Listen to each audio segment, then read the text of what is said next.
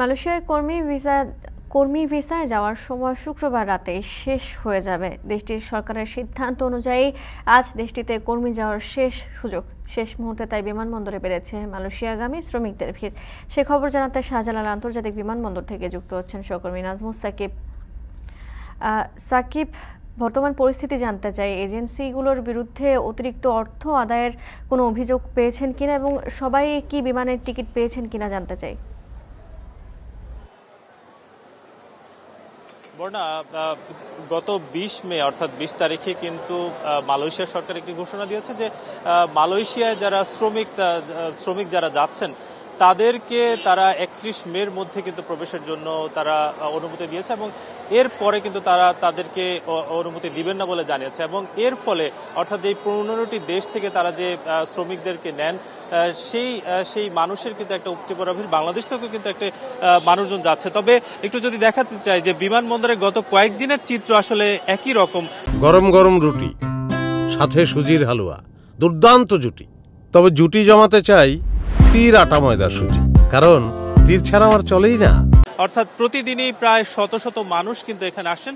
তবে সবচেয়ে বড় অভিযোগ যেটা যে তারা এসেও যেই টিকিট পাওয়া সেই টিকিট কিন্তু তারা আসলে কাটতে পারছিলেন না এবং অধিকাংশই জানেন যে অধিকাংশ মানুষই কিন্তু তারা এজেন্সির মাধ্যমে টিকিটটি কাটেন।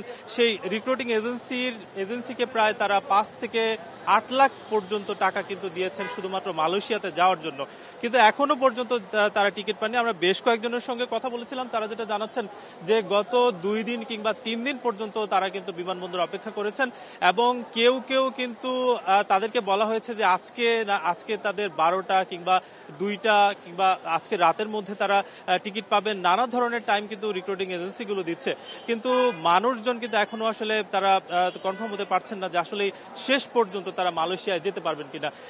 আমরা আসলে জানতে পেরেছি যে সকাল থেকে এখন পর্যন্ত প্রায় 2টি ফ্লাইট কিন্তু কুয়ালালামপুর উদ্দেশ্যে গিয়েছে, সেখানে কিন্তু প্রায় 1000 খানেক যাত্রী গিয়েছেন। তবে এই বিমানবন্দরের অর্থাৎ শাহজালাল আন্তর্জাতিক বিমানবন্দরের যে চিত্র, মানুষজন কিন্তু এখনো তারা টিকিটের জন্য অপেক্ষা করছেন। বারবারই আমরা দেখেছি যে তারা রিক্রুটিং এজেন্সি যারা রয়েছে তাদেরকে ফোন দিয়েছিলেন, কিন্তু তারা আশানুরূপ আসলে কোনো ফলাফল পাচ্ছেন না।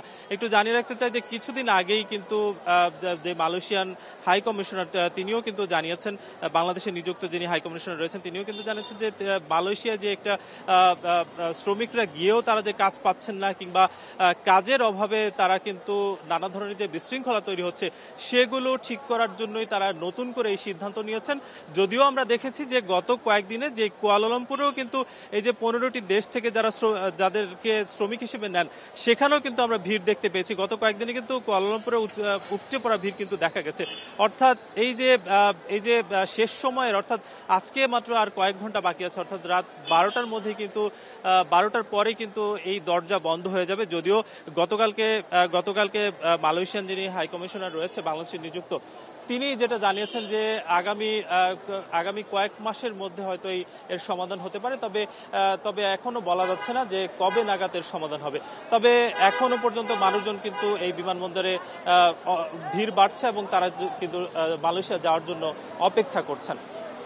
শাহজালাল আন্তর্জাতিক বিমানবন্দর থেকে এই ছিল সবশেষ। নাজমুস সাকিব যুক্ত ছিলেন আমাদের সাথে।